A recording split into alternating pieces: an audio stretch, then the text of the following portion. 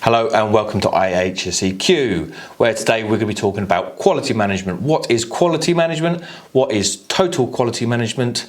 And what is ISO 9001? If you want to find out more, stick around to the end as I'll be explaining it all today.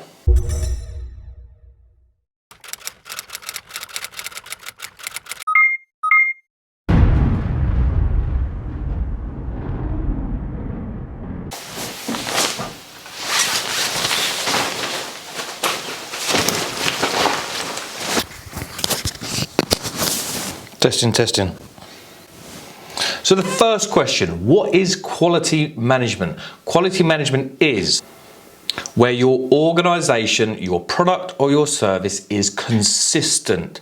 For example, take a look at McDonald's. McDonald's do quality management amazingly. Whatever you think of their food, if you go to any McDonald's restaurant around the world and you order a Big Mac, that Big Mac is pretty much going to look and taste the same everywhere you go.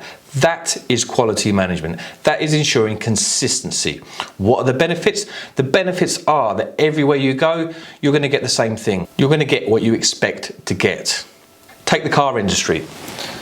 Quality management in Japan is massive, continual improvement. Now, Toyota, Honda, those guys, they've got quality management down to a T. If you were to take 50 Toyota cars and put them all next to each other, the same models, they're going to be the same.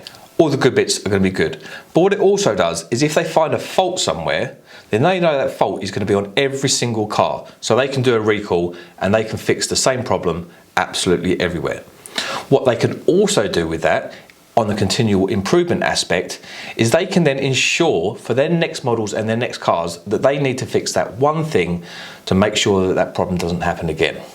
So quality management has four main areas. It starts with quality planning. What is it that I want to deliver to my customer? What is it my organization does? What service or product are we going to deliver? Secondly, quality assurance. Now, quality assurance is basically saying what you're going to do and making sure that you do what you say you're going to do. The third aspect is quality control. Now, quality control is where you actually take that finished product or service and you check it meets the criteria that you'd planned to do and your assurances that you're going to do. The fourth aspect is quality improvement. And this is where you take your product, your service, the part of your organization, you look at what you're doing and you look at how you can do it better. That then creates a perfect cycle of continual improvement. Quality planning, quality assurance, quality control, continual improvement. You keep going around in that circle. And every single time you go through that process, you make incremental improvements to your business to make it more efficient, more profitable, and a better customer experience. That is quality management. So what's total quality management? If quality management is quality planning, quality assurance, quality control, and quality improvement, those elements are often dedicated at a certain product, a service, or a process within the business to make sure that you get delivered the same thing each time consistently. Going back to the McDonald's burger. McDonald's quality control, quality assurance in their food that they deliver. But when staff book holiday, or the cleaners come in, or they build a new car park outside one of their restaurants, are they using quality management there? Total quality management, exactly what it says. The entire business is focused on quality. So every single department, every single process, every single part of training, from the CEO all the way down, everybody has a total quality mindset at all times. Planning, assurance, control, and improvement. So that's the difference between standard quality management and total quality management. So we've got quality management, we've got total quality management, and then I'm sure you've heard of ISO 9001. What is ISO 9001? ISO 9001 is this massive document right here. This massive document right here. This is ISO 9001. It is a huge document. And ultimately, what it is a framework. It is a framework put in place by ISO. Who are ISO? ISO is the International Organization of Standards. Now you might be thinking, why isn't it IOS if it's International Organization of Standards? That's because ISO doesn't stand for International Standards Organization. ISO is an abbreviation of the Greek word isos, which means equal, which means anywhere you go in the world, the standard is equal. This gives an equal playing field across the world for quality management. Same as the other ISO standards, 45001, 14001, 27001, all of those standards are international standards. That means that any business across the world can be audited against the same standard to set a level playing field. Hence, equal, ISOS, equal. So what does ISO 9001 do for you and do for your business? It provides a framework on how to ensure that you've got quality management throughout your business. And it does that by setting out certain criteria that you need to adhere to in the way that suits your business.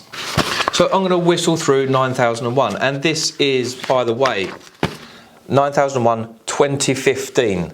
The previous revision was 2008, and there's been quite a few changes since 2008. So if you've looked at ISO in the past, if you've been responsible for managing or implementing ISO 9001 2008 in the past, then there are quite a few changes. I'd say the biggest change is what they've tried to do with the standards is put more of a high level management risk-based approach. They're also harmonizing the standards. So 9001, 45001, 14001, 27001, they've all got the same structure.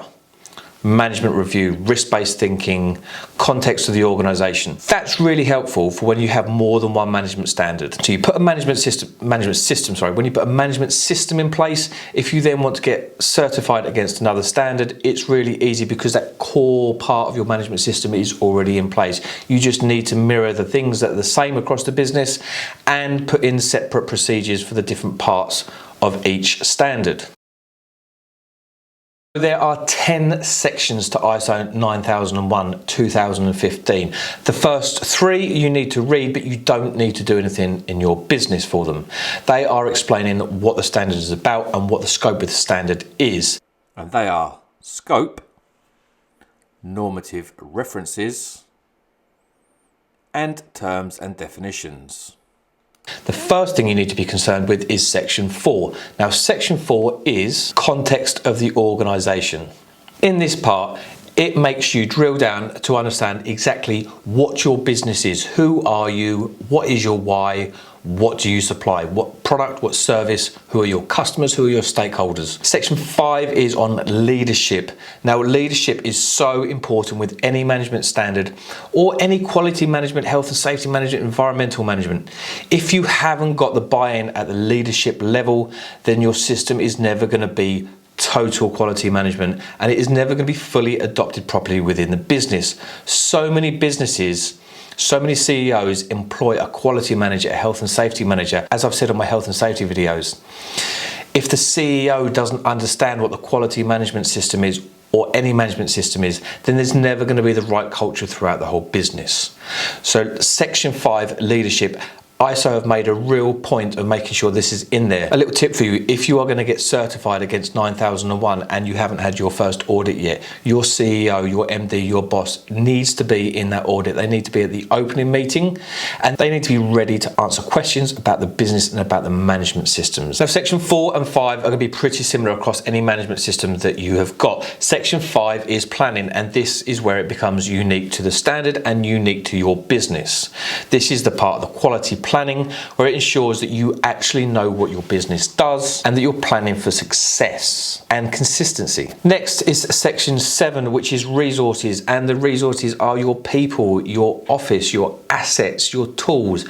What is it that you need to ensure that you supply a quality service or product? How do you identify it? Have you got enough? And if you haven't, what are you going to do about it? Section 8 is operation, and again, this is one of those unique sections for quality. This is about the nuts and bolts of your business, your service or your product. How do you actually make it? How do you actually do it? How do you plan to do it properly? And how do you plan to do it consistently? And then how do you deliver deliver it. Section 9 is performance evaluation. So that's taking into account the context of the organisation. Who are you? What do you do? How do you do it? You're planning for quality and your operations. Take a look at all of it. Go and audit it, check it, measure it, monitor it. Take all of that information and actually measure it against your KPIs. How are you performing? How are you doing? Do you need to improve? Are you doing really well? So you need to set your KPIs even higher for continual improvement. A really important section in 9 is 9.3, which is management review. Periodically, which I would say should be at least a year, the management of the business, the board, the guys in charge, they need to sit down and they need to look at what are our KPIs? What is our planning like? What is our performance like? Do we need to make changes? Is everything okay? In my experience as being the person responsible for quality within large organisations and as a consultant and as an auditor, management review is an area so many businesses let themselves down in. You've got an awesome quality manager in there. They're doing the internal audits, they're doing the KPIs, they're doing absolutely everything, and the management system's bubbling over great. The auditor comes in, looks at all your processes, looks at your document control, all done on Gucci software, and they're really happy with it. They then go and look at the management review records where that quality manager has passed all the information to the board. The board's flicked through it and gone great, and there's been no output. So somebody needs to feed an input into the management review. What is it we're looking at? What is it we're measuring? What is it we're checking? And the management, the board, they need to come back with some output from that. What is the direction we need to take now? The final section of ISO 9001:2015 covers improvement. This is where you're going to come across your non-conformities and your control of non-conformities. Now, what is a non-conformity? A non-conformity is when the needs and expectations are not met. Something went wrong. There's something wrong in the process. You need to identify what the non-conformity is. You need to document the non-conformity. You need to investigate why did that non-conformity happen, and you need to put some action in place again to ensure that non-conformity doesn't happen again. But you can't just leave it there. You then need to go back and review the action that you've taken in the future to check that the corrective action that you put in place is actually effective. This will improve your business. This will reduce the amount of mistakes, non-conformities, or unexpected events, however you want to put it, in your business. So a non-conformity is when something goes wrong, but continual improvement doesn't just rely on things going wrong. You can also look at your business when you're auditing and spot opportunities for improvement. And this can be absolutely anywhere. If you're delivering services, if you've got a product line, you can look at that product line. Where can we speed it up? Where can we save money? Where can we make improvements along that product line? Exactly the same with the services as well. How can we improve the customer's experience? How can we become more efficient? These are all proactive opportunities for improvement, and they all feed into that cycle going back to planning. Spot an opportunity for improvement, correct a non-conformity, that changes your plan, that changes your quality assurance, which changes your quality control and feeds back in to the loop of continual improvement.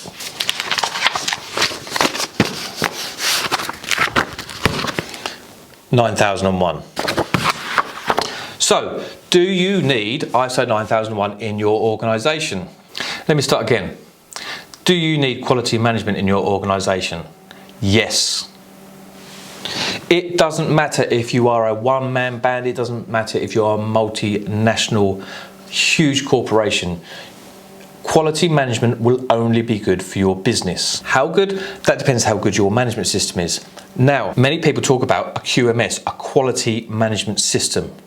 I don't think that's quite right. It's not a quality management system.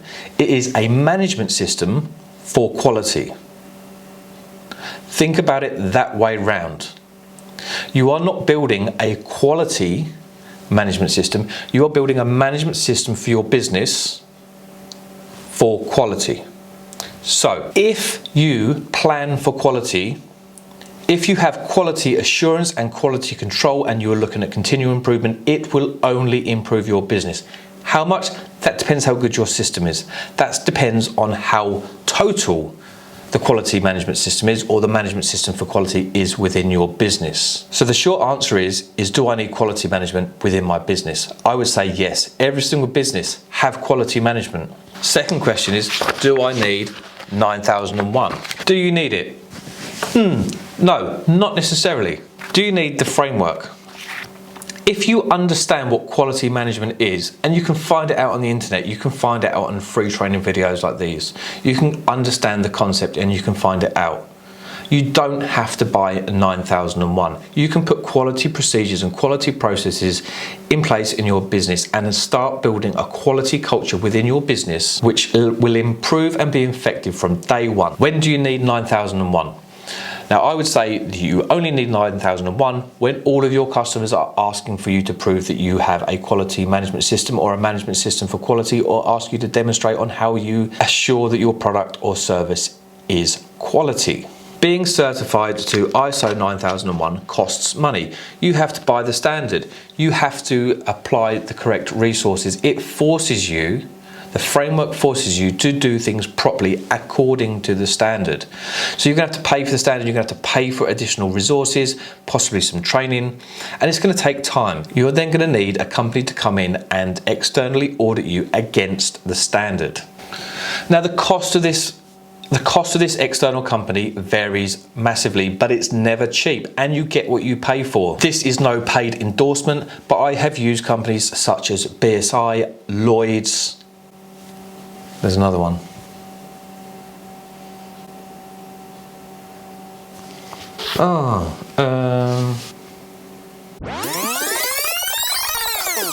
You get what you pay for. Now, this is no paid endorsement. I have no affiliation with any of these companies, but I have used BSI, Lloyd's and DNV in the past. A lot of that was from marine-based industry. They are large organizations and they charge accordingly, but you get a good service from them. There are some very, very cheap companies out there that will perhaps give you a certificate, but you've got to ask yourself, what is the value of that certificate? What is the service I've actually received from those cheaper companies? In the UK, those bodies that come in and externally audit you should sign up to UCAS. Now, UCAS comes in and assesses those companies. So UCAS will come into BSI and they will externally audit BSI to make sure BSI is externally auditing you properly. That means that when you get a certificate from BSI, there will be a stamp from UCAS with a number on it. Now, there's these certification bodies all over the world, so wherever you are, if you're going to pick somebody to come in and externally audit you, make sure that they are externally audited themselves, because absolutely anybody could charge you money, come into your business, have a look around, tell you you're doing great, print you off a certificate to say this company's been externally audited against 9001, and that certificate isn't worth the piece of paper it's written on.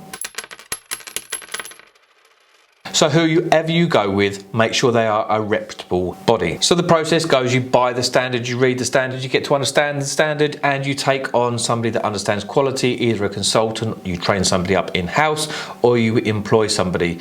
You then get your external company to come in and give you a stage 1 audit. Stage 1 audit, they will look at all the systems and processes you have in place, and they will say, yeah, we think you're pretty close, or no, you need to improve these 2 areas, and you should come away with an action plan. When you've completed what's on that action plan, you will then get a stage 2 audit where they'll come back and they will be looking for compliance with the standard. Now, it's really important to understand in an audit is based on sampling. So they will come in and they will refer to the standard, and it will go something like this, picked at random. Section 8.2.1, customer communications. Communications with customers shall include A, providing information relating to products and services. So tell me, Mr. Quality Manager or Mr. Business Owner, how does your company comply with this? You will then need to provide evidence to show that your company complies with that part of the standard. The auditor should be looking for compliance. They shouldn't be looking for non-compliance, and it works like this.